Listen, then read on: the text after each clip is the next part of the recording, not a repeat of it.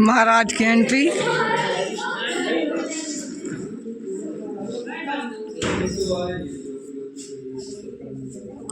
की जय। मंत्री जी शिकायत करने वाले लोग आ गए? हाँ ठीक है, उन्हें बुलाया जाए। किसान महाराज की जय।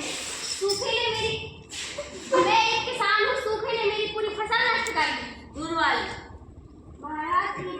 मैं एक दूध वाली हूँ और जहरीला पानी पीने से मेरे साथ अक्सर महाराज की जय हो। दूषित पानी पीने से मेरी बच्ची की मृत्यु हो। व्यापारी महाराज की जय। मैं एक व्यापारी हूँ और बाद में मेरे घर और दुकान सब बैठ गए। मंत्री जी, जिन लोगों के बारे में शिकायत आई है तो लोगों को भी यहाँ बुला लिया गया? हाँ महाराज, आज की शिकायतें हवा और पानी के बारे में। ठीक है, मुकदमे की कार्रवाई शुरू करें। पहले पानी को लाया जाए। पानी महाराज की जय हो। पानी, तुमसे इन लोगों की शिकायत है। यदि शिकायत सच साबित हुई तो तुम्हें दंडित किया जाएगा। महाराज, मुझे नहीं मालूम ये लोग मुझसे क्यों नाराज हैं। मैं एकदम निर्मल हूँ महाराज। महाराज, लोगों की पहली शिकायत यही है कि पानी अब निर्मल नहीं रहा।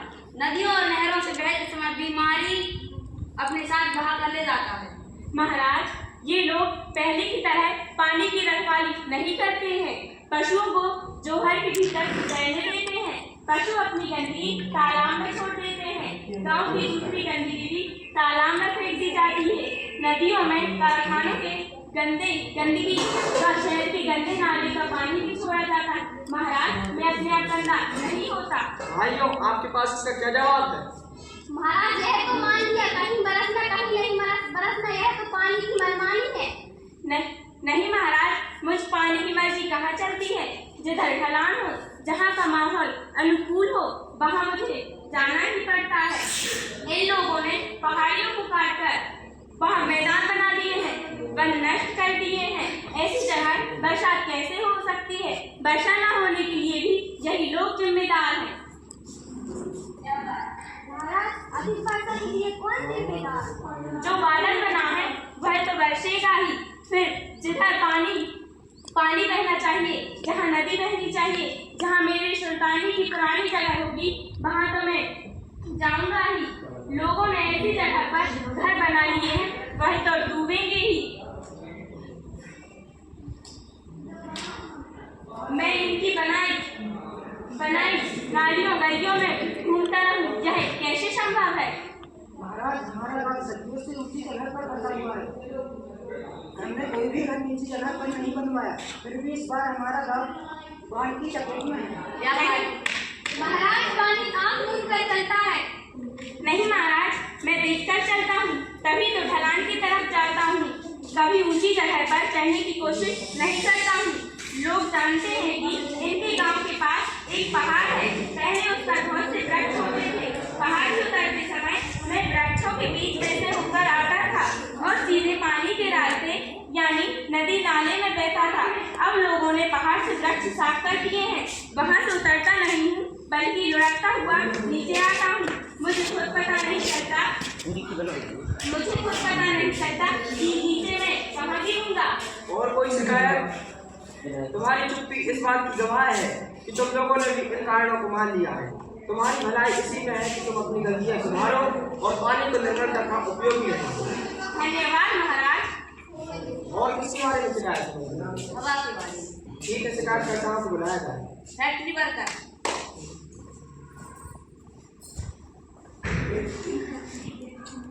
फैक्ट्री वर्कर और जहरीली गैस की वजह से मेरा भाई नहीं रहा। सब्जी वाले। महाराज की जय हो। महाराज, मैं एक सब्जी वाली हूँ और तूफान में मेरे 13 बच्चे परिवार कुछ नहीं बचा। महाराज। वैज्ञानिक। महाराज की जय हो। मैं एक वैज्ञानिक हूँ। शोध में मैंने पाया कि वायु प्रदूषण से पूरी प्रकृति त्राही हो रही है। डॉक्टर। महाराज की जय हो। मैं एक डॉक्टर हूँ और प्रदूषित हवा से मेरे बच्चे को बीमारी हो गई और वो नहीं रहा। हवा। मैं उसे नहीं बचा पाया महाराज। हवा।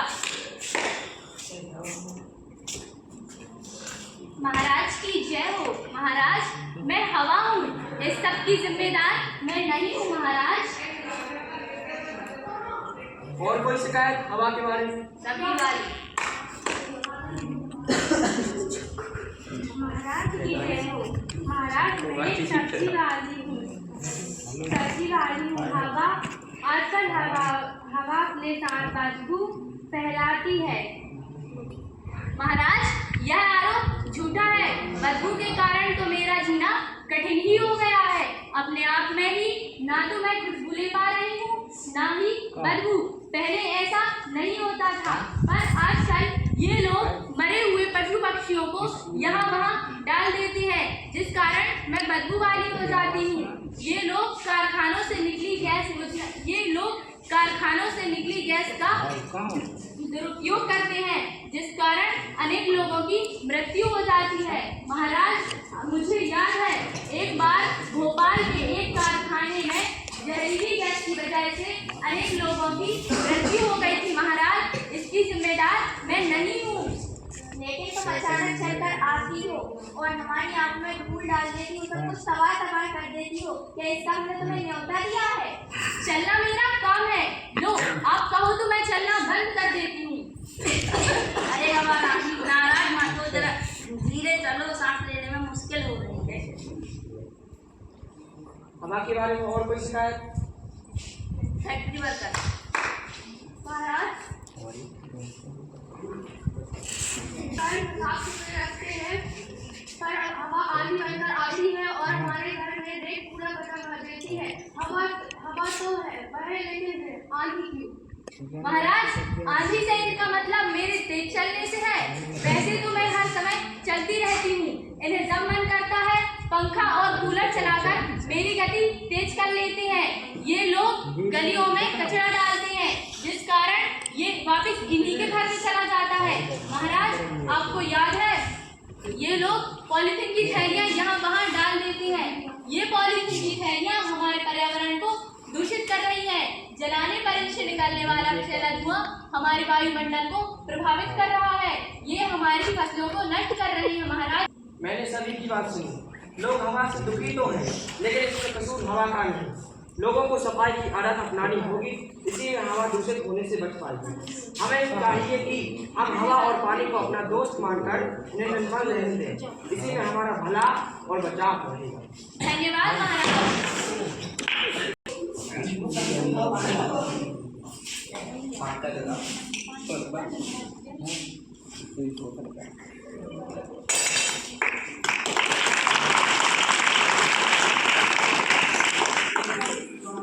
आज की नाटिका का संदेश या पर्यावरण संरक्षण के ऊपर है। जल है तो कल है। सृष्टि की रचना के महत्वपूर्ण तत्व जल को जीवन कहा जाता है। बिना जल के प्राणियों का जीना असंभव है। प्रकृति में बिखरी हरियाली धनधान्य के संसार को संपन्न करने वाली फसलें फल फूल आदि की जल के कारक हैं। जल का मूल स्रोत वर्षा है। वर्षा का पानी नदियों तालाबों जलाशयों में एकत्रित होता है, उससे ही जल की पूर्ति होती है। कुआं नलकूप आदि के द्वारा पृथ्वी के नीचे जल को निकाला जाता है। अनियमित तथा कम वर्षा के कारण विगत वर्षों में जल की कमी हुई है। जल का अभाव समस्त संसार में देखा जा रहा है। कहीं कहीं तो भयंकर जल संकट है। कुछ लोग तो यह तक कहते हैं कि तीसरा विश्व युद्ध पानी के लिए ही होना है। अच्छा यह है कि समय रहते जल संकट के प्रति हम सतत जाग जाएं। हमें पानी के दुरुपयोग से बचना चाहिए। जल की एक एक